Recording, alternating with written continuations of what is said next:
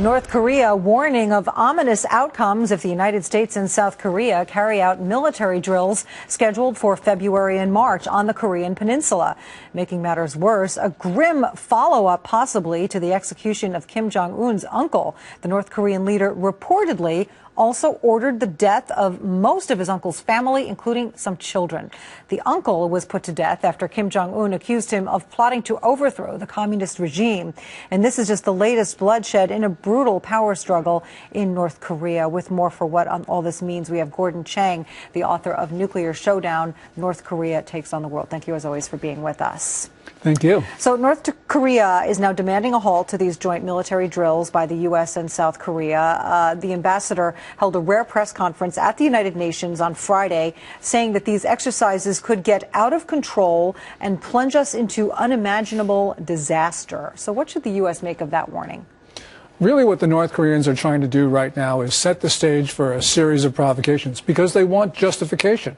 And so they're saying that these joint military exercises, which are just purely defensive in nature, threaten North Korea. And so what we're going to probably see is a fourth nuclear detonation, perhaps a launch of another ballistic missile, maybe even attacks against South Korea. So all of these things are probably going to occur in fairly short order, like they did last year when we saw one right after the other, day after day. So what should the U.S. response be to these moves, and are sanctions effective at all? Well, the first thing we should do is make sure that these military exercises, which will start next month, actually go forward, because that shows the resolve to the North Koreans that South Korea and the United States will defend the peninsula.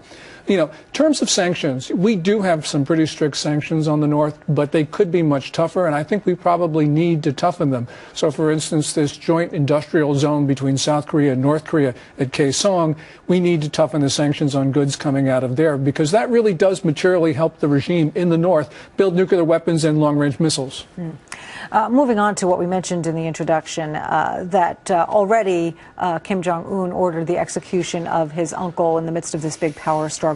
And the follow-up to that, we're hearing this grim news that just came out late yesterday, has not been confirmed, that the rest of his entire family, other relatives, including children, have also been killed.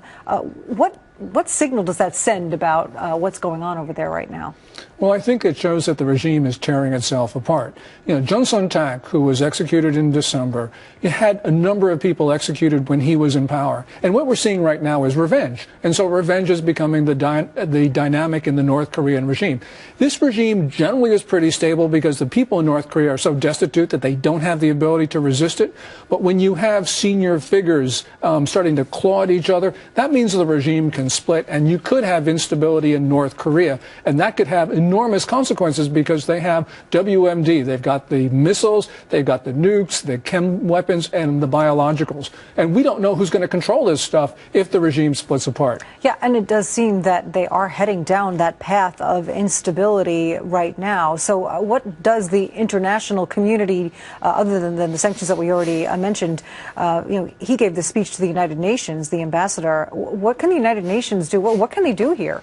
We really can't do very much. We're just sort of watching. But we have to show the North Koreans we have resolve, and that goes back to making sure that these military exercises go forward. Right. You know, the other thing is that we have relied on China for the last decade and a half to sort of rein in the North Koreans. Well, we know with the execution of Jun Sun-tak that the Chinese now have less than zero influence. So we need to stop looking to Beijing and start looking to ourselves to craft solutions on the Korean Peninsula, because, you know, the North Koreans, they may hate us, so that's what they say, but they like us a lot better than they like the Chinese, because there's been a lot of historical anonymity for 6 centuries between China and Korea. Interesting. All right, Gordon Chang, thank you as always. Thank you.